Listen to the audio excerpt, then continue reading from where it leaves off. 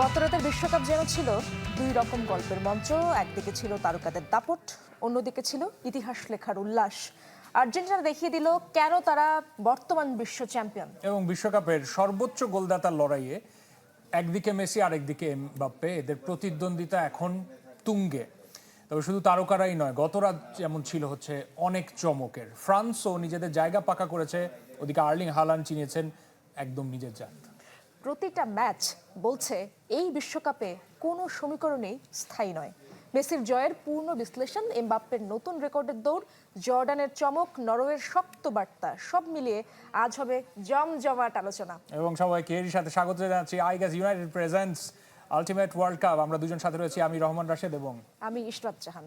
আমাদের সাথে আমাদের অতিথিরাও রয়েছেন। আমাদের সাথে রয়েছেন স্পোর্টস কন্টেন্ট ক্রিয়েটর, একজন ফুটবল প্রেমী বাতেন চাকমা। আবারও আপনাকে পেয়েছি, আমরা স্বাগত জানাচ্ছি। আমাদের সাথে রয়েছেন আমাদের ফ্যান জোনেরও, আমাদের সাথে রয়েছেন দেলোয়ার, তন্ময়, রাজন এবং নুমাইর। বাতেন চাকমার কাছে শুরুতে আসি। আর্জেন্টিনা নিঃসন্দেহে সবচেয়ে আলোচিত দলের নাম, বিশেষ করে কালকের লাইন আপে যা যা ছিল। কিন্তু কোন ম্যাচটা সবচেয়ে বেশি দৃষ্টি কেড়েছে বলে মনে করেন?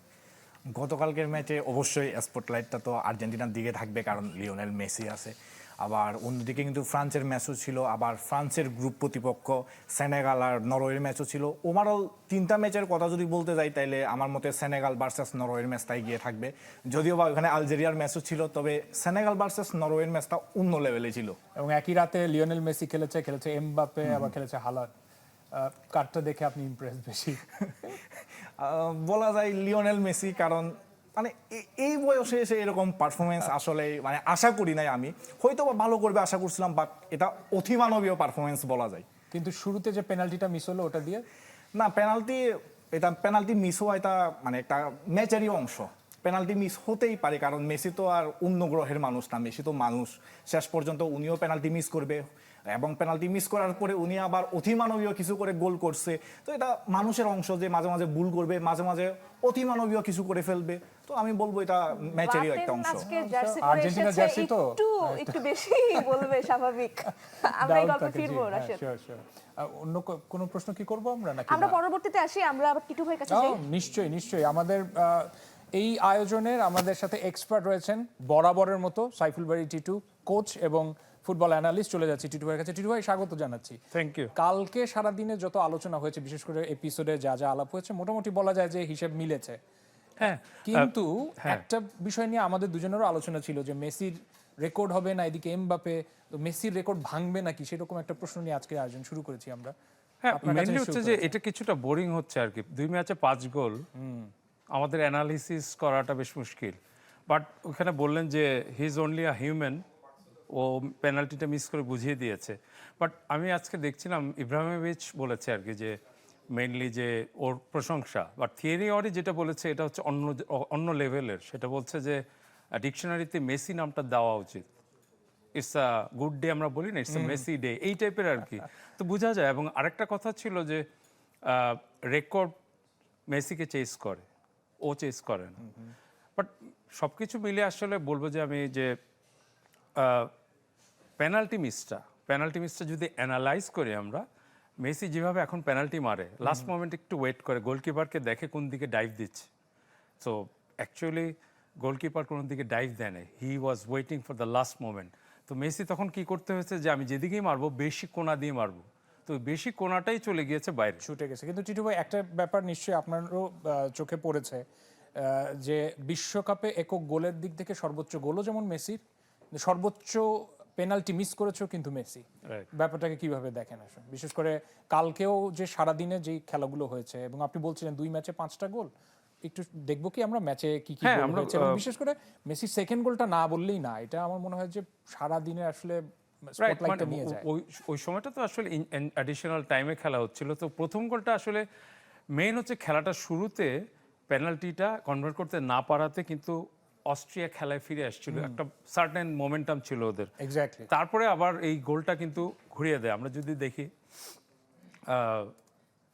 মেসি এখান থেকে বল পাওয়ার পর পাসটা করার পর তার রানটা যদি আমরা দেখি, সে এখানে অন্যান্য প্লেয়ারদের চেয়ে আগে গিয়েছে, বিশেষ করে মিডফিল্ডারদের।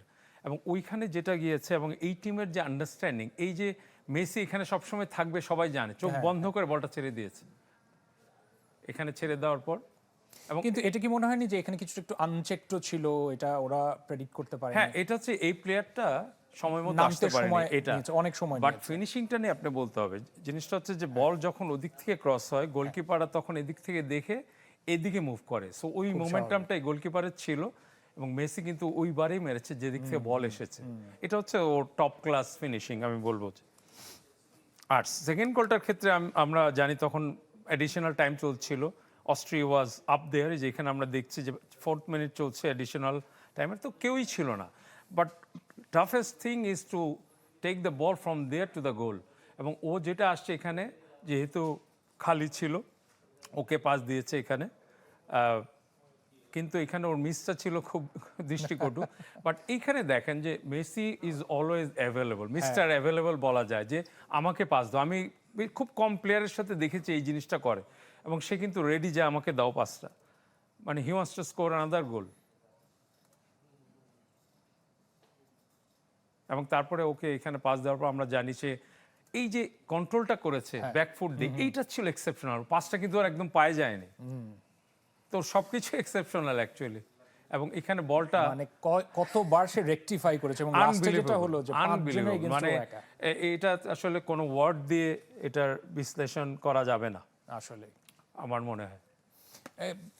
আর্জেন্টিনার জন্য এর পরের যে ম্যাচটা সেটাও নিশ্চয়ই আরো মানে প্রমাণ করার জায়গা থাকবে যে কতটা জর্ডানের সাথে তো পাকাপোক্তভাবে- খেলা বোধহয়। হ্যাঁ, খুব বেশি হবে না, বাট এখানে মনে হয় আরো রেকর্ডটা আরো লম্বাই হবে, কি মনে করেন? আমার মনে হয় স্কোয়াড রোটেশন থাকবে, হয়তো মেসি নাও খেলতে পারে, স্টার্ট নাও করতে পারে, তাকে পরে, কারণ রেস্ট দরকার আছে, এতগুলি ম্যাচ খেলবে এবং এতগুলি ম্যাচ খেলে এসেছে এই ওয়ার্ল্ড কাপের আগে। সো স্কোয়াড রোটেশন একটা ইম্পর্টেন্ট ফ্যাক্টর বা এলিমেন্টস হবে এই ওয়ার্ল্ড কাপে। আমার মনে হয় মেসিকে নাও স্টার্ট করতে পারে, হু নোজ। আচ্ছা, না তাও হতে পারে। অস্ট্রিয়ার খেলার যে টেকনিক ছিল বা ট্যাকটিক্স ছিল, সেটাকে কিভাবে ব্যাখ্যা করবেন? ওরা কি আসলেই খুব খারাপ খেলে ফেলেছে? না না, খারাপ খেলেনি অস্ট্রিয়া। আমার মতে according to plan they are playing well.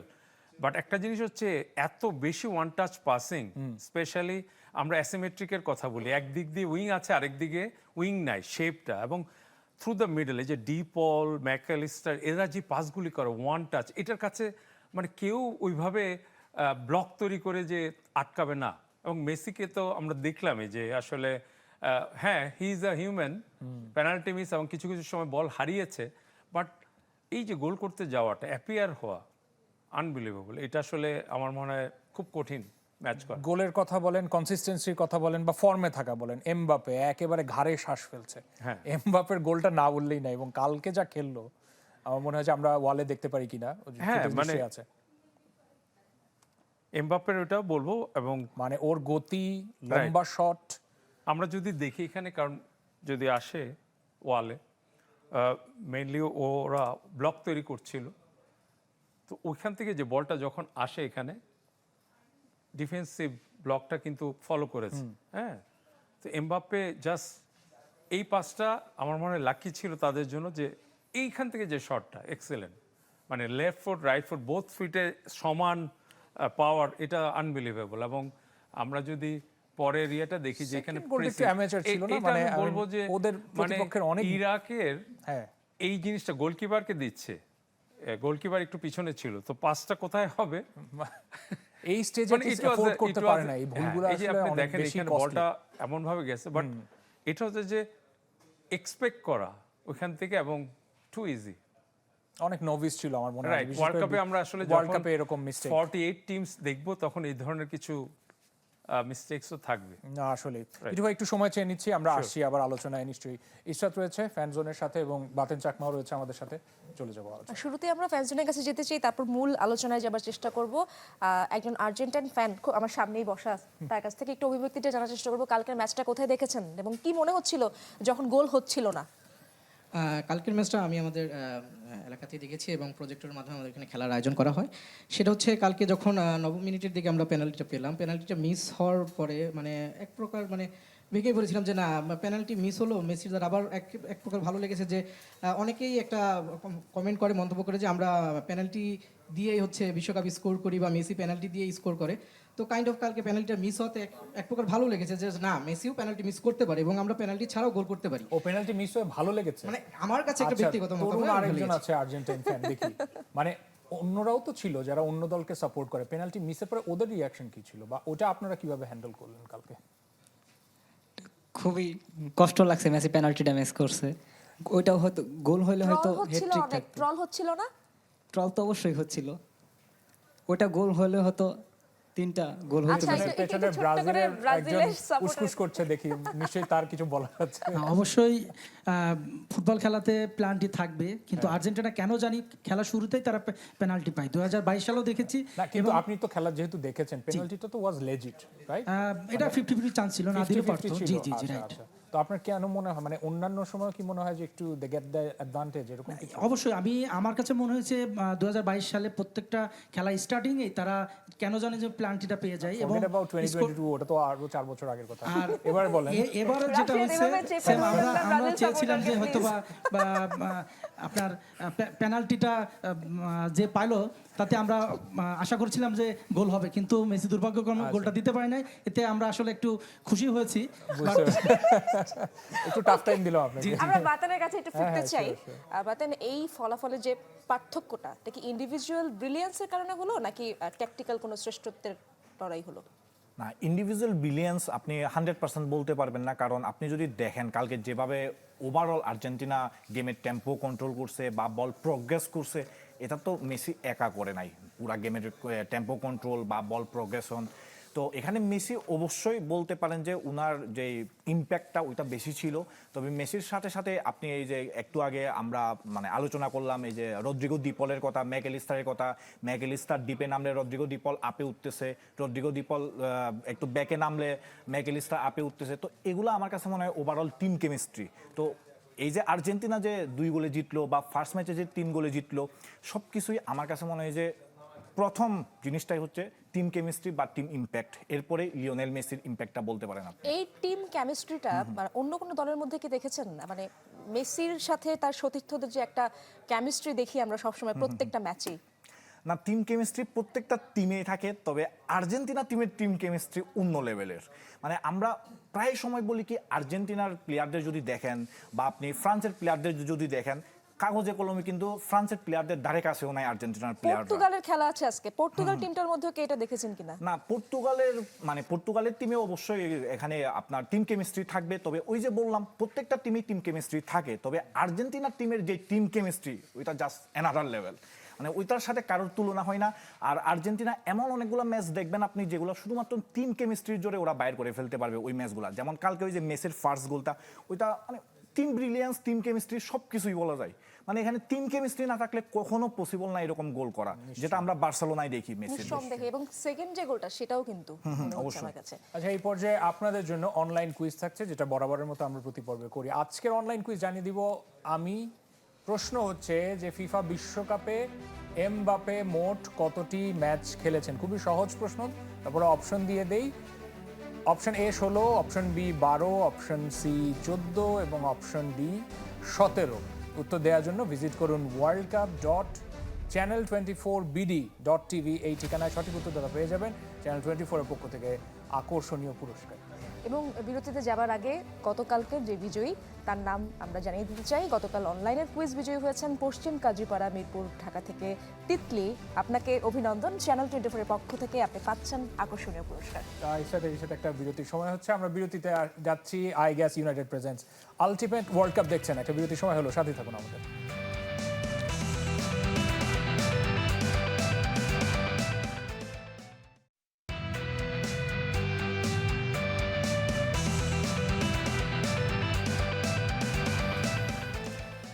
স্বাগত আরও একবার, আপনারা দেখছেন আই গ্যাস United presents ultimate world cup.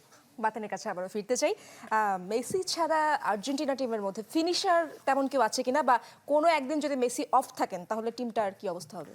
না, মেসি ছাড়া আর্জেন্টিনা টিমে অবশ্যই ফিনিশার আছে, তবে লাস্ট 2টা ম্যাচে একটু ফিনিশিং এর ঘাটতি দেখা গেছে। যেমন আলভারেস গতকালকে একটা গোল করা উচিত ছিল এবং নিকোরও একটা গোল করা উচিত ছিল, তবে এগুলো হয় নাই। তবে আমার মতে এই যে 2022 সালের ওয়ার্ল্ড কাপের দিকে যদি তাকাই আমরা, ওইখানে খুব সম্ভবত মেসির পোল্যান্ডের ম্যাচটাতে একটু অফ ছিল, ওইখানে পেনাল্টি মিস করছে, বাট ওই ম্যাচটা কিন্তু বাইর করে ফেলছে কোনো না কোনোভাবে। তো আমার কাছেও মনে হয় এইখানেও ধরেন কোনো একটা ম্যাচে যদি মেসি অফ থাকে তাহলে আশা করি কেউ না কেউ বাইর করে ফেলতে পারবে। যেমন সেখানে আপনি সিমিওনের কথা বলতে পারেন, সিমিওনে বেঞ্চ থেকে দুর্দান্ত একটা ইন্টেন্স মোমেন্ট উপহার দিতে পারে বা পারফরমেন্স উপহার দিতে পারে। তার সাথে আছে হুলিয়ান আলভারেজ আছে। আবার এখানে হচ্ছে লাউতারোর পারফরমেন্স নিয়ে একটু আর্জেন্টিনার ফ্যানরা হতাশ। তবে লাউতারো আশা করি মেসি যেদিন অফ থাকবে সেদিন কিছু না কিছু করে দেখাবে। তো ওই তো ওভারঅল লাউতারোর কথা বললাম, আলভারেসের কথা বললাম, নিকোর কথা বললাম, মানে গোল করার মতো প্লেয়ার আছে, জাস্ট এখন একটু অফ আছে। আশা করি মেসি যখন অফ হবে ওরা অন হবে। কালকে মেসিকে কোনোভাবে কি ব্লক করা হয়েছিল, মানে অস্ট্রিয়ার কোনো কৌশলকে ছিল কিনা? হ্যাঁ অবশ্যই, আপনি যদি দেখেন মেসি যে ফার্স্ট গোলটা করছে যেখান থেকে হচ্ছে লেফট সাইড থেকে কাটব্যাক করছে, ঠিক সেম ভাবে কিন্তু রাইট সাইড থেকে অনেকগুলো কাটব্যাক করা হয়েছিল, বাট ওইগুলো হচ্ছে সাবিৎজার বা মেসিকে যে মার্ক করতেছিল ওয়ানার, ওরা হচ্ছে ব্লক করে দিয়েছিল, যার কারণে এর আগে আমরা গোল দেখতে পারি নাই মেসির কাছ থেকে। তো ওইখানে জাস্ট একটু মেসিকে ওরা ছেড়ে দিছে বা মানে ব্লকটা করতে পারে নাই, তো যার কারণে ওইখান থেকে মেসি কিন্তু ওই মোমেন্টটা কাজে লাগাই ফেলছে। তো অবশ্যই এখানে প্রেসিং ফুটবল খেলে অস্ট্রিয়া, যেহেতু মেসিকে অবশ্যই ওরা টার্গেটম্যান হিসেবে রাখছিল গতকালকে। চোখ অনেক জনের উপরই আছে, বিশেষ করে পর্তুগাল এবং রোনালদো, তাদের উপরেও আজকে চাপ থাকবে এবং চাপ নিতে পারবে কতটুকু সেটা প্রমাণ হয়ে যাবে যে আজকে কি খেলা, সেগুলো নিয়ে আরো কথা বলবো। তবে তার আগে আমাদের সহকর্মী রয়েছেন রেজওয়ানুজ্জামান, তার কাছে চলে যেতে চাই। রাজীব ভাই আমাকে পেয়েছেন কিনা, শুনতে পান আমার কথা? রেজওয়ানুজ্জামান আমাদের সাথে জয়েন করেছেন। রাজীব শুনতে পাচ্ছেন আশা করি।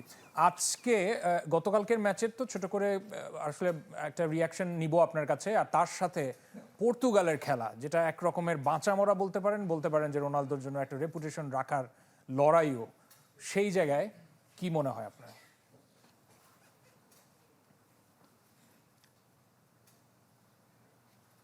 ধন্যবাদ আপনাকে রাশেদ। এই টেক্সাসেরই আরেকটা ভেন্যু হিউস্টনে কিন্তু খেলা হবে, ডালাসের খুব পাশের শহর হিউস্টনে এই ম্যাচ, আর ঘন্টা তিনেকের মধ্যেই শুরু হওয়ার কথা পর্তুগাল উজবেকিস্তান ম্যাচ, এবং খুবই গুরুত্বপূর্ণ ম্যাচ পর্তুগালের জন্য, রোনালদোর জন্য, পর্তুগালের কোচ রবার্তো মার্তিনেজের জন্য। রোনালদোকে আসলে দলের বোঝা নাকি আসলে শক্তি সেটা প্রমাণ করতে হবে কিন্তু আজকের এই ম্যাচে, এবং আজকে খুব সম্ভবত তাকে সাবস্টিটিউট করা হবে না প্রথম থেকে, কিংবা বাদ দেওয়া হবে না, কেননা এই ম্যাচটায় যেহেতু উজবেকিস্তান কিছুটা কম শক্তির দল, সেই হিসাবে তাকে আরও একটা সুযোগ দেবেন বলেই আমার মনে হয় কোচ রবার্তো মার্তিনেজ। এবং রোনালদোকে প্রমাণ করতে হবে যে বিশ্বকাপে লিওনেল মেসি, আর্লিং হল্যান্ড কিংবা কিলিয়ান এমবাপ্পে একের পর এক গোল করে চলেছেন, প্রত্যেক ম্যাচে অন্তত 2টি করে গোল করেছেন সবাই, এই 3জনই, সেখানে আসলে তিনি কিছুই করতে পারছেন না এবং তার দলই গোল করতে পারছে না। প্রথম ম্যাচে ড্র করেছে কঙ্গোর সঙ্গে, সেই জায়গাটায় তাদের কিন্তু একটা চ্যালেঞ্জ রয়েছে, সেটা বিশ্বকাপের নকআউট পর্বে যাওয়ার জন্য। এবং আমরা এই পর্তুগাল যদি সঠিক পাথ হয়ে দিয়ে এগিয়ে যায়, আর্জেন্টিনা যদি সঠিক পাথ হয়ে দিয়ে এগিয়ে যায়, মেসি এবং রোনালদোর কিন্তু কোয়ার্টার ফাইনালে দেখা হওয়ার কথা ক্যানসাসে, আর্জেন্টিনা পর্তুগালের ম্যাচ হওয়ার কথা সেখানে। সুতরাং সেই পাথওয়েটা যদি ধরে রাখতে হয়, পর্তুগালকে কিন্তু গ্রুপ চ্যাম্পিয়ন হতে হবে এবং পর্তুগালকে কিন্তু আজকে জিততেই হবে। কিন্তু এই গ্রুপে কিন্তু কলম্বিয়া প্রথম ম্যাচ জিতে 3 পয়েন্ট নিয়ে কিন্তু 1 নম্বরে আছে। সুতরাং পর্তুগালের জন্য খুবই চ্যালেঞ্জিং ডে আজকে আমি মনে করব, যদিও উজবেকিস্তান খুব একটা শক্তিশালী দল নয়, প্রথমবারের মতো তারা বিশ্বকাপ খেলছে এবারই। সেই বিচারে রোনালদোর দিকে আসলে সবচেয়ে বেশি নজর থাকবে। আমার কাছে মনে হয় যে রোনালদো আসলে কেমন করেন, কিংবা তার ফিটনেসটা কেমন, তার স্কিলটা কেমন, তিনি আসলে কতটা এই গোল্ডেন প্রজন্ম বলা হয় পর্তুগালের এই দলটাকে, তাদের সঙ্গে কতটা মানিয়ে নিতে পারছেন।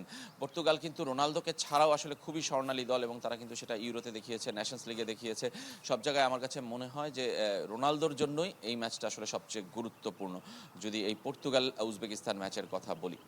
নিশ্চয়ই রাজীব, অনেক ধন্যবাদ যুক্ত হওয়ার জন্য। রেজওয়ানুজ্জামান আমাদের সাথে যুক্ত হয়েছিলেন ইউএসএ। সাইফুল বাড়ি টিটু রয়েছেন। একটা ম্যাচের কথা না বলাটা অন্যায় হয়ে যাবে, নরওয়ে এবং সেনেগাল। কালকে সারাদিনের একদম শেষ ম্যাচ ছিল, আমার মনে হয় যে দুজনই একদম ফাটিয়ে দিয়েছে। না, অফকোর্স ইট ওয়াজ, মানে এত কম্পিটিটিভ হয়েছে, স্পেশালি অ্যাডিশনাল টাইমে একটা গোল করার কারণে 3-2 হওয়াটা, ওই সময় ম্যাচটার আসলে টেম্পোটা অন্যরকম হয়ে গিয়েছিল এবং ডাইহার্ড ডিফেন্ডিং কিছুটা করতে হয়েছে তখন নরওয়েকে। বাট নরওয়ে ওভারঅল ম্যাচ আমার মনে হয় যে বেশ ভালো পারফর্ম করেছে in terms of defending and counter attacks was very good, and হালান্ডের জায়গা মতো থাকাটাও। তবে যদিও আমি বলবো Odegaard was the man of the match in that match, he was everywhere actually. So এটা যদি একটু দেখি আমরা, এটা এবং এতটা লড়াই হবে আমি জানি না যে আমরা কতজন এক্সপেক্ট করেছি। বিশেষ করে সেনেগালের কিপারকেও আসলে কিছুটা বাহবা দিতেই হবে, সে অন্তত 2টার মতো ভালো সেভ করেছে শুরুর দিকে, নাহলে হয়তো গোল লাইনটা বা স্কোর লাইনটা আরও বড় হতো, নরওয়ের পক্ষে যেত। 3-2 স্কোর লাইন ছিল। আমরা অপেক্ষা করছি কিছু ফুটেজ আমাদের হাতে যদি আসে আমরা দেখার চেষ্টা করছি সেটা।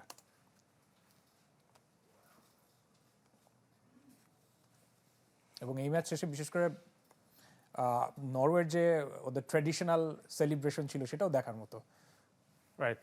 সো এখানে যেটা হয়েছে যে ওডেগার্ডের পাসটা মাঝখান দিয়ে ছিল, সেন্টার ব্যাক ক্লিয়ার করতে গিয়ে কিন্তু আসলে বল দিয়ে দিয়েছে, যার জন্য ওইখান থেকে জাস্ট স্ট্রাইক করাতেই কিন্তু গোলকিপার ওই ধরনের সেভ করতে পারেনি। এবং এই গোলটাও ছিল বেশ যে counter attack at is best, যে কীভাবে ব্লকটা তৈরি করেছে সবাই ছিল এখানে। এখন হালান্ড কিভাবে রান করছে, ওডেগার্ড কিভাবে যাচ্ছে, right wing left wing, 4 players are going towards only 2 defenders সেনেগালের।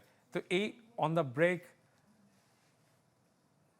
করাতেই যে গোলটা করেছে হালান্ড ওদের অসম্ভব যে ভালো ফিনিশ। ফিজিক এবং হাইট এবং যে Right. গতি, রাইট। সো এটা আমার মনে হচ্ছে ব্রাজিলকে একবার ওরা 4 গোলে হারিয়েছিল নরওয়ে বেশ আগে। তো তখন এই যে এটা মানে ফেরত আসার জন্য এই সার্ড যেটা গোলটা করে খুব ভালো একটা এবং লাস্ট গোলটা আসলে আমি বলবো যে ডিফেন্ডিং ল্যাপসটা ছিল। এবং এখানে বলটা যখন পায় হালান্ড, প্রথমবার পায়নি, দ্বিতীয়বার সে just one touch finish. So এইসব জায়গার থেকে ওয়ান টাচ এর বেশি, ওয়ান টাচ 2 টাচের বেশি করার স্কোপ দেয় না আর কি ডিফেন্ডার। এক্স্যাক্টলি। সো এই গোলটাতে আসলে ওরা ফেরত আসে, প্লাস 93rd মিনিটে গিয়ে গোল করাতে খেলাটার মধ্যে তখন লাস্টে একটা অন্যরকম উত্তেজনা বা কম্পিটিটিভ আমার মনে হয় যে পরের যে খেলাটা এটার জন্য মনে হয় গোটা দুনিয়া অপেক্ষা করছে। নরওয়ে ফ্রান্সকে ফেস করবে, আমি জানি না যে সেটা কি হতে পারে, এমবাপে ওদিকে হালান্ড। হ্যাঁ, মানে মেইন হচ্ছে যে আমরা আশা করতে পারি খুব ভালো ম্যাচ হবে, আবার এমন হতে পারে কেউই জিততে চাইলো না। তো অনেক সময় এই ধরনের ম্যাচ বোরিংও হয়। দুইটা টিম যে স্ট্রং দুইটা অপোনেন্ট যখন ফেস করে তখন দেখা যায় অত্যন্ত ভালো analysis, try to find out anything and everything about the opponents. তো তখন দেখা যায় মানে অনেক ট্যাকটিক্যাল খেলা হয়, একটা সিম্পল মিস্টেক থেকে গোল পেয়ে হয়তো একটা টিম বেরিয়ে আসে, ওই ধরনের হতে পারে। তবে নরওয়ে দুটা ম্যাচেই যেহেতু গোল কনসিড করেছে সেটাও দেখার বিষয় হবে যে ফ্রান্সে এমবাপে এবং আক্রমণাত্মক যে ভাগটা Right. ওরা কিভাবে ওই ডিফেন্সকে ভাঙবে সেটাও একটা দেখার বিষয় হবে। আমি আসছি টিটু ভাই, একটু সময় নিয়ে আমরা এই পাশে চলে আসছি আমাদের ফ্যান জোনের কাছে, এবং ইশরাত আপনার কাছে, ব্যাক টু ইউ। রাশেদ, পর্তুগালের সাপোর্টার একজন বসে আছেন, আজকে তাদেরই খেলা। মেসি গোল করে দেখালেন, হালান্ড গোল করে দেখালেন, এমবাপ্পে দেখালেন, রোনালদোর উপর একটা চাপ আছে, কি মনে হচ্ছে? রোনাল্ডো গোল করে দেখাবে, কয়টা গোল অবশ্যই। করবেন আজকে, কি মনে হচ্ছে? আশা তো রাখি মিনিমাম 2টা করবে। আর পর্তুগাল টিম আপনি যদি এবার ওয়ার্ল্ড কাপে সবগুলো টিম দেখেন, মিডফিল্ড দেখেন, ডিফেন্স দেখেন, সবচেয়ে বেস্ট টিম পর্তুগাল টিম। গত ম্যাচটা দেখে কি এই আশা করা যেতে পারে, কি মনে হচ্ছে? গত ম্যাচে কি পর্তুগাল হেরে গেছে? টিম কম্বিনেশন কেমন ছিল? এর জন্য পর্তুগালের না ডিআর কঙ্গোর সাথে ড্র করেছেন, সেটা কি আপনাদের হেরে তো যায়নি, যথেষ্ট চাপে না? হেরে তো যায়নি, না হেরে যায়নি এক্স্যাক্টলি। আচ্ছা। সো পর্তুগাল অবশ্যই স্টার্ট। হ্যাঁ, একটা ম্যাচ দেখে তো আপনি টিমকে ওইভাবে জাজ করতে পারেন না। পর্তুগাল এবার যে টিম নিয়ে এসেছে যথেষ্ট পরিমাণ ব্যালেন্স টিম। আমরা আশা করি উজবেকিস্তানের সামনে পর্তুগাল যে মোমেন্টটা ক্রিয়েট করা দরকার ওই মোমেন্টটা আশা করি পাবে, এবং তারপরে পর্তুগাল ইনশাল্লাহ ভালো টিম, একটা ভালো ব্যাপার খেলবে। বলেন তো, যে ক্লাবের ক্রিস্টিয়ানো রোনালদো আর ও যখন পর্তুগালের জার্সি পরে ক্রিস্টিয়ানো রোনালদো, সেটা নিয়ে প্রায় ডিবেট হয় বা সেটা নিয়ে অনেক ডিসকাশন হয়, সেই জায়গায় আপনার স্ট্যান্সটা কি? না, সেটা হচ্ছে কি আপনি যদি অন্যান্য প্লেয়ারদেরকেও দেখেন যে ক্লাবে খুবই ভালো খেলতেছে, ইউরোপিয়ান যদি ক্লাবের ফুটবলগুলো দেখেন, কিন্তু টিমে আসার পর ওই ব্যালেন্সটা হয় না। কারণ হচ্ছে কি সারা বছর ওই ক্লাবগুলোতে থাকে একটা কম্বিনেশন হয়ে যায়, যখন ন্যাশনাল টিমে আসে তাদের ভিতরে ওই ঐক্যটা থাকে না, ওই ম্যানেজমেন্টটা থাকে জি, না। আমরা বাতেনের কাছ থেকে মনে হয় এই ব্যাপারে একটু শুনতে পারি, কি মনে হয় বাতেন? আমার কাছে ওই যে একটু আগে আপনাকে বললাম, টিম কেমিস্ট্রি আসলে প্রত্যেকটা টিমেই আছে, তবে মানে আর্জেন্টিনার সাথে কারোর তুলনা হয় না, সেটাই বলছিলাম। তো আপনি যদি পর্তুগাল টিমটাতে দেখেন, এখানেও টিম কেমিস্ট্রি নাই যে এটা না, অবশ্যই আছে, তবে হয়তো বা নট এনাফ, আরও একটু টিম কেমিস্ট্রি বাড়াতে হবে। তো যেহেতু ফার্স্ট ম্যাচ ছিল আর এর মাঝখানে যেহেতু আরও অনেকদিন ট্রেনিংয়ের টাইম পাইছে, তো ট্রেনিংয়ে যেহেতু একসাথে সবাই ট্রেনিং করছে, একসাথে হোটেলে ছিল, অবশ্যই টিম কেমিস্ট্রি আগের ম্যাচের থেকে আজকের ম্যাচে আরও একটু বেশি দেখতে পারবো আমি, মানে সেটা মানে 100% কনফার্ম করে বলতে না পারলেও আমরা মোটামুটি ধরে নিতে পারি আজকের ম্যাচে টিম কেমিস্ট্রিটা আরেকটু বেশি দেখতে পারবো। এবং মোমেন্টাম যেটা প্রয়োজন একটা ওয়ার্ল্ড কাপ জয়ের জন্য বা একটা ওয়ার্ল্ড কাপে লং টার্মে রান নেওয়ার জন্য, ভালো রান নেওয়ার জন্য, সেই মোমেন্টামটা আজকে উজবেকিস্তানের এগেনস্টে গ্র্যাব করে নিতে হবে রোনালদোকে এবং তার সাথে পর্তুগালকেও। আর এখানে আরেকটা জিনিস, শুধুমাত্র রোনালদো প্রেসারে নাই বা রোনালদো প্রেসারে আছে জিনিসটা এরকম না, জিনিসটা হচ্ছে ওভারঅল পর্তুগাল টিম।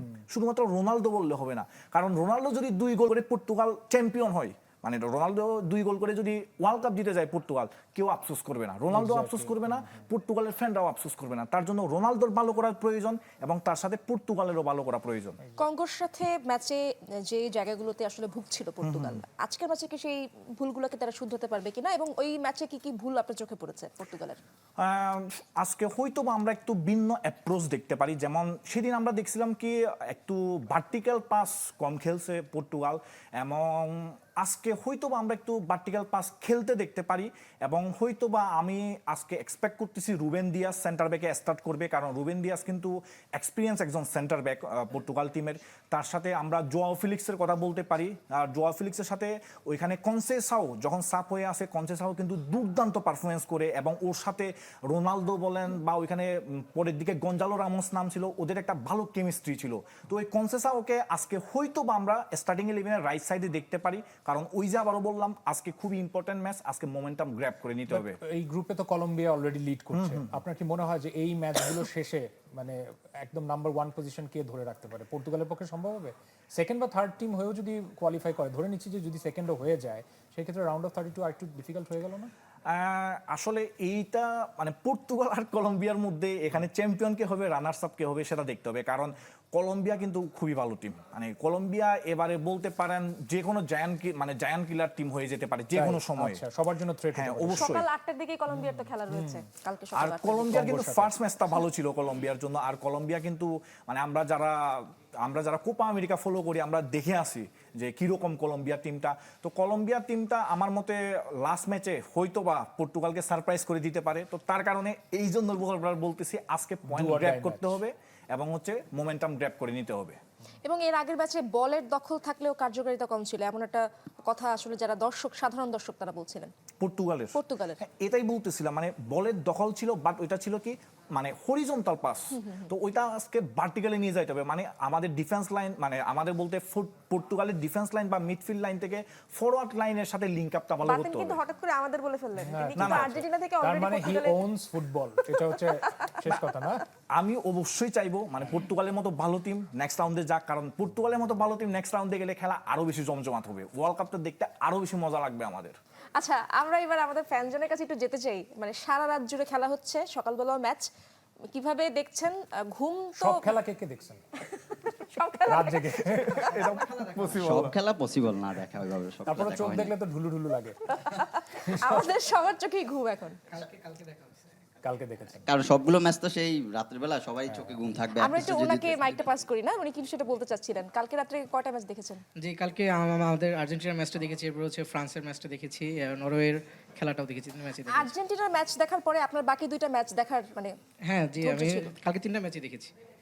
জি, তিনটা ম্যাচই কালকে উত্তেজনায় দেখেছি। দেখে ফেলেছেন? উত্তেজনায় না, মানে যেহেতু হচ্ছে এবার গোল্ডেন বুটের একটা দৌড়ে এমবাপ্পে, মেসি তার আগে আছে, মানে ওই মোমেন্টামটা দেখার জন্য যে না আজকে এমবাপ্পে গোল পাই কিনা বা কি হবে, বা আজকে মেসির রেকর্ডটাকে আজকেই ধরে ফেলতে পারে কিনা, ওই আমরা ব্রাজিল curiosity থেকে সাপোর্টারকে দেখা হয়েছে। একটু শুনতে চাই। মানে কালকে তো আপনার টিমের খেলা ছিল না, কিন্তু কয়টা টিম খেলা না দেখেছেন? আসলে আর্জেন্টিনার খেলা দেখেছি, কারণ মেসি খেলবে, এটা মেসি তো দেখতেই হবে, এটা হ্যাঁ, দেখতেই হবে। অবশ্যই। ব্রাজিল ফ্যান অবশ্যই দেখবে। না, খেলা না আর্জেন্টিনার থাকলেও খেলা লুকিয়ে দেখেছি, লুকিয়ে বাকিদের খেলা খেলা ভালো দেখতে হবে। লেগেছে, বাট আমার কাছে মনে হয়েছে শুধু ম্যাচই খেলছে।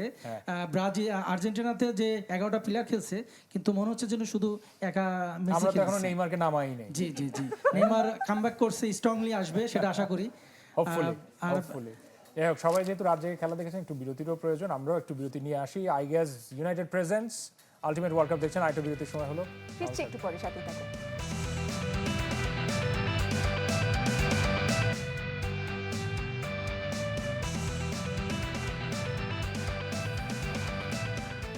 আরও একবার স্বাগত জানাচ্ছি, আপনারা দেখছেন I guess United presents ultimate world cup. Cristiano Ronaldo or reputation কতটুকু রক্ষা করতে পারবে সেটা নিয়ে আলোচনা ছিল। একই সাথে আসছে যে ম্যাচগুলো সেগুলো নিয়ে আমরা আলোচনায় থাকবো। ইসরাত রয়েছে আমাদের সাথে, রয়েছে ফ্যান বেজ এবং বাতেন চাকমা। আমার হাতে সেটের দর্শকদের জন্য একটা কুইজ রয়েছে। কুইজটা জানিয়ে দেওয়ার আগে বলতে চাই যে মেসি তো সর্বোচ্চ গোলের অধিকারী হয়ে গেছেন, কিন্তু সবচেয়ে বেশি গোল আসলে কোন দেশের? এই এক বিশ্বকাপে আসলে সবচেয়ে বেশি গোল কোন দেশের? অপশন বলা লাগবে। Option A Argentina, option B Germany, option C Sweden, option D Hungary. পেছনে ব্রাজিলের সাপোর্টার হাত তুলেছেন সবাই। জার্মানি। আর কেউ ট্রাই করতে চান? জার্মানি। আর কেউ? মাইকটা নেন, মাইকটা নিয়ে আনসার দিন। জার্মানি। সবাই জার্মানিকেই ভয় করে, কিন্তু হাঙ্গেরি। উত্তরটা হাঙ্গেরি। ওকে, বাতেন ভাইয়ের কাছে আবারও ফিরতে চাই। আজকের ম্যাচটায় যদি প্রেডিকশন জানতে চাই, কয়টা গোল হতে পারে? পর্তুগাল হ্যাঁ, প্রেডিকশন করা তো মানে একজ্যাক্ট স্কোর লাইন প্রেডিক্ট করা তো খুবই মুশকিল, তবে যেহেতু ওপোনেন্ট উজবেকিস্তান এবং পর্তুগালের জন্য খুবই ইম্পর্ট্যান্ট ম্যাচ, তো আমি এক্সপেক্ট করব 2-0 বা 3-0 এরকম, 2-0 বা 3-0। এর আগেও আপনার প্রেডিকশন মিলে গিয়েছিল, এই জন্য আজকে নিয়ে নিলাম। মানে পাশেই পর্তুগাল সাপোর্টার বসে আছে, তার জন্য একটু স্বস্তিকর হবে। এবং আপনি একটু বলেন না আজকে কয়টা গোল হতে পারে দেখি। 3-0 রোনাল্ডো 2 গোল। রোনালদো 2 গোল করবে, 2টা গোলই হবে। 2টা গোল না, 3-0 হবে। রোনালদো 2টা করবে আর একজন যে কোনো একজন একটা করবে। ওকে, আচ্ছা আশা ঠিক করি। আছে ভাইয়া।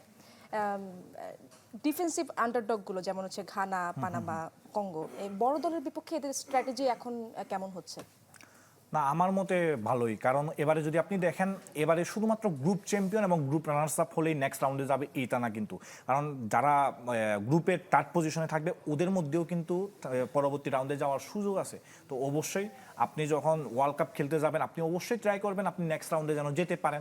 তো এই হিসেবে কিন্তু যারা ছোট টিম বা যারা একটু উইক টিম, মানে আমি রেসপেক্ট রেখে বলতেছি, অপোনেন্ট বিবেচনা একটু উইক টিম, ওনারা একটু ট্রাই করবে যেন পয়েন্ট বাইর করে আনতে পারে। যেমন সেটা আমরা দেখছি কিন্তু কেপ বার্ডের ক্ষেত্রে, ওরা কিন্তু পয়েন্ট বাইর করে আনছে এবং ওরা ইতিহাসে প্রথমবারের মতো ওরা ওয়ার্ল্ড কাপ খেলতে এসে পরবর্তী রাউন্ডে যাওয়ার দৌড়ে কিন্তু এগিয়ে আছে।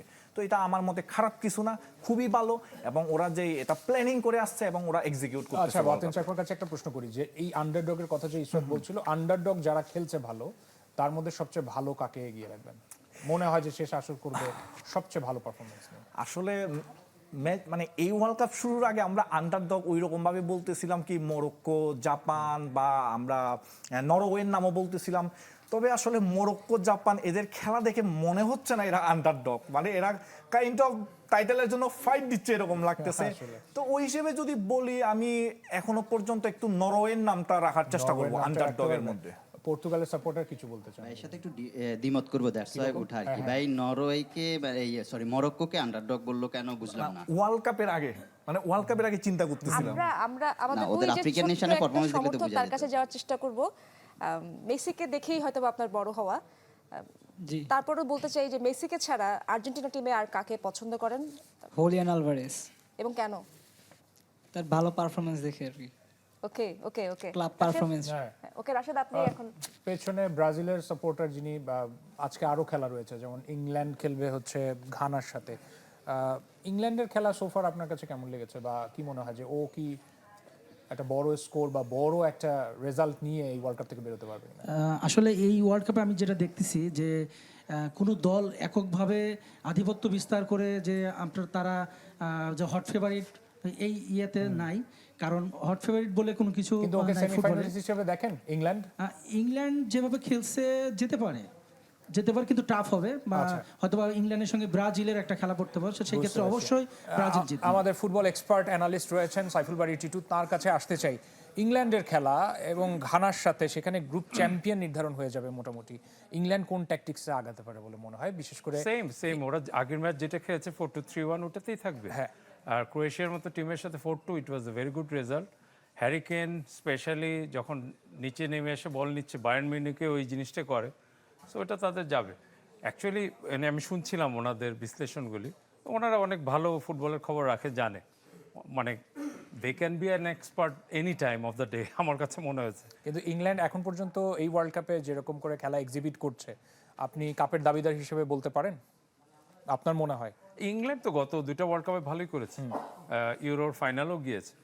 সো এটা আগের কোচ যেভাবে সাউথগেট টিমটাকে একটা শেপ দিয়েছে, বাট টুকোল ইজ সামথিং এলস। টুকোলের যেটা আছে আমার মনে হয় যে স্টার্স বা ট্যালেন্ট খুঁজতেছে না, হি wants to make a team, এবং টিমের মধ্যে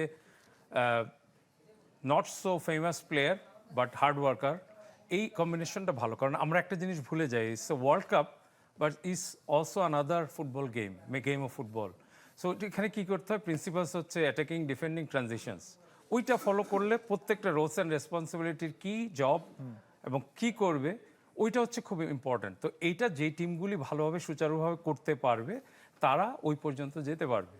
এল গ্রুপের আরেকটা খেলা রয়েছে পানামা এবং ক্রোয়েশিয়া, যেখানে কেউই এখনো পর্যন্ত জয়ের দেখা পায়নি বা জিততেই হবে এই দুই দলকে। এই ইকুয়েশনে কেমন হতে পারে? আর এটা ছাড়া কলম্বিয়া কম না, মেইন হচ্ছে ক্রোয়েশিয়া শুড গো থ্রু। আমার মনে আমাদের হয় এই হাতে ম্যাচটা কোনো ট্যাকটিক্যাল বা কোনো আমাদের ট্যাকটিক্যাল আছে। জি যদি এখানে আমরা ওয়ালে আসে, সো এটা পর্তুগাল একটা ছিল, পর্তুগাল অলরেডি একটা আমরা ছিল, কথা জি, জি, বলেছি, হ্যাঁ। ওইখানে বলেছে। আমরা যদি পরে যাই, এটা ইংল্যান্ড, এবং এটা যতটুকু বললাম ইংল্যান্ডের মেইনলি বেলিংহাম একটা ফ্রি রোলে খেলবে এবং সে ওখান থেকেই যাবে। আমরা জানতে চাচ্ছিলাম অ্যাকচুয়ালি পানামার কথা বলছিলেন। জি পানামা ক্রোয়েশিয়া। সো ক্রোয়েশিয়া, এখানে আমার ধারণা ক্রোয়েশিয়ার টিমের কিছুটা চেঞ্জ এনে তারা একটু অন্যভাবে খেলার চেষ্টা করবে, যেখানে আমার মনে মডরিচ একটু ফ্রি রোল সামনের দিকে গিয়ে। তো আমি জানি না, তবে আমার মনে হয় যে এখানে বেটার পারফর্ম করার কথা আর কি ক্রোয়েশিয়ার, অন্তত এই ম্যাচটায়। আচ্ছা, আর এদিকে কলম্বিয়া তো খুব ভালো একটা পজিশনে অলরেডি আছে, যেহেতু Right. ও অলরেডি কে গ্রুপে লিড করছে। সেই জায়গায় কলম্বিয়া কোন স্ট্র্যাটেজি নিবে, অথবা ওকে আর একটু ধীমে তালে যাবে কিনা, কি মনে হয় আপনার? না, ইটস নট অ্যাবাউট স্ট্র্যাটেজি ওর ধীমে তালে যাওয়া। It's second match of the group, it's very important to get the 3 points. এবং কলম্বিয়া আমার মনে হয় ভালো করছে, লুইস দিয়াজ, এবং তাদের যে খেলার স্টাইলটা, আই লাইকড ইট। এই গ্রুপে পর্তুগাল এবং কলম্বিয়ার মধ্যে মনে হয় কে গ্রুপের একদম সর্বশ্রেষ্ঠ হয়ে শেষ করবে? ইটস এ ডিফিকাল্ট কোয়েশ্চেন, কারণ পর্তুগাল মানে এনি গিভেন ডেতে পর্তুগাল ক্যান কাম ব্যাক। যেমন আজকের দিনটা হয়তো উজবেকিস্তানের সাথে তাদের they should pull through or go through. So main হচ্ছে যে প্রত্যেকটা যেমন থার্ড ম্যাচটা হবে একই টাইমে, কোন ম্যাচে কি হচ্ছে এটা কেউ আগে থেকে জানবে না, একই সময় খেলা হবে। সো ওইখানে আপনার ডিসাইডার আসবে আর কি, যে পর্তুগাল কোথায় যাবে। যাক, ফ্যানরা নিশ্চয়ই আজকেও একটা এক্সাইটিং একটা রাত উপভোগ করবে বলে আশা করি। সাইফুল বারী টিটু, অনেক ধন্যবাদ আজকে সময় দেওয়ার জন্য। জি, আমাদের ফুটবল অ্যানালিস্ট সাইফুল বারী টিটু কথা বলছিলেন। Over to you Israt. Baten, এবারের বিশ্বকাপে গতি নিয়ে বারবারই কথা হচ্ছিল, কোনটিকে এগিয়ে রাখবেন, গতি নাকি কাঠামো? আসলে এটা বলা খুব মুশকিল, কারণ মানে এক একটা টিমের এক এক রকম স্ট্রং পয়েন্ট থাকে, উইক পয়েন্ট থাকে। কেউ গতি নিয়ে বা কেউ টেকটিক নিয়ে ম্যাচটা বাইর করে আনতে পারে। যেমন একটু আগে বলতেছিলাম এই যে আর্জেন্টিনার টিম কেমিস্ট্রির কথা, আবার ফ্রান্সের ইন্ডিভিজুয়াল ব্রিলিয়েন্স। তো সবটাকে এগিয়ে রাখতে হবে আপনার, মানে কোনোটাতে কমায় বা কোনোটাতে বেশি এরকম বলার চান্স নাই আসলে ওয়ার্ল্ড কাপে। গতির সাথে যদি ট্যাকটিস, মানে গতি ভার্সেস ট্যাকটিস হয়, একসাথে যুক্ত হয়, খেলাটা কেমন হবে? না, খেলা অবশ্যই মজার হবে, তবে আসলে কে জিতবে সেটা প্রেডিক্ট করা খুবই মুশকিল হয়ে যাবে। খুবই তবে মুশকিল আমরা এনজয় করতে পারবো ম্যাচটা। ফ্রান্সকে নিয়ে কথা না বললেই না, এমবাপ্পের কালকের পারফরমেন্সের পর ফ্রান্সকে নিয়ে একটু কথা বলতে চাই। ফ্রান্সকে যদি থামাতে হয়, ভবিষ্যৎ টিমগুলোর আসলে কি কি পরিকল্পনা নিয়ে আগাতে হবে? আসলে ফ্রান্সকে যদি আগাতে হয় তাহলে অবশ্যই আমার মতে ফ্রান্সকে যদি থামাতে হয়, ফ্রান্সকে যদি থামাতে হয় তাহলে অবশ্যই একটু কপালের সহায়তাও লাগবে। যেমনটা আমরা 2022 সালে দেখছিলাম, ওইখানে ফ্রান্সকে কিন্তু টেকনিক্যালি মোটামুটি বিট করছিল ফার্স্ট হাফে, এবং সেনেগালও আমি বলবো এই ওয়ার্ল্ড কাপে ফার্স্ট হাফে মোটামুটি বিট করছিল। তবে ওই যে ক্লিনিক্যাল থাকতে পারে নাই সেনেগাল, যার কারণে ফার্স্ট হাফে কিন্তু ওরা এগিয়ে যেতে পারে নাই। তো এখানে ক্লিনিক্যাল থাকতে হবে অবশ্যই ফ্রান্সের এগেনস্টে যদি খেলতে হয় এবং ফ্রান্সকে যদি আটকাতে হয়, এবং তার সাথে হচ্ছে টেকনিক্যালি খুবই সুপিরিয়র থাকতে হবে, এবং যে প্ল্যানে মাঠে নামছে সেটা এক্সিকিউট করতে হবে 100%। গোলের হিসেবে দেখেন মেসি 5 গোল, হালান্ড এবং এমবাপ্পে 4 গোলে। আপনাদের কাছে ছোট করে একটু জানতে চাইবো যে এই আসর শেষে সর্বোচ্চ গোল কার হতে পারে বা গোল্ডেন বুট কে জিতবে? না, আমার মনে হয় এমবাপ্পে। আর ছোট করে একটু এমবাপ্পে। Argentine Lionel Messi. আমার মনে হয় এমবাপ্পে জিততে পারে। এমবাপ্পে। আর মাইকটা দিবেন আর্লিং হাল্যান্ড। হালান্ড। ও আচ্ছা, যাক, একটা ব্যালেন্সও বলা যায়। হালান্ড ছিল, আমাদের এমবাপ্পে সেটে ছিল। আজকে প্রায় বড় বড় সবগুলো দলের সব দলের প্রতিনিধিকে আমরা পেয়েছি, এটা একটা খুব ভালো একটা ব্যালেন্স ছিল। তারপরও আজকের রাতটা এক্সাইটিং হবে বলেই আশা করে প্রত্যেক দিনই ফ্যানরা, বিশেষ করে সামনের যে দিনগুলো আসছে এবং রাউন্ড অফ 32 সেটা আরো এক্সাইটিং হবে এবং আরো টাইট গেম হবে বলে সবাই প্রত্যাশা করে। রাতের ঘুম হারাম হয়ে যাবে রাশেদ। এবং এটাই আমরা প্রত্যাশা করি, ঘুম হারাম হোক, চলতে থাকুক ওয়ার্ল্ড কাপ, এবং সেই সাথে চ্যানেল 24 এর পর্দায় রাত 8:30 আপনারা নিশ্চয়ই চোখ রাখবেন। শেষ করছি আজকের মতো I guess United presents ultimate world cup. সবাইকে ধন্যবাদ। ধন্যবাদ সবাইকে।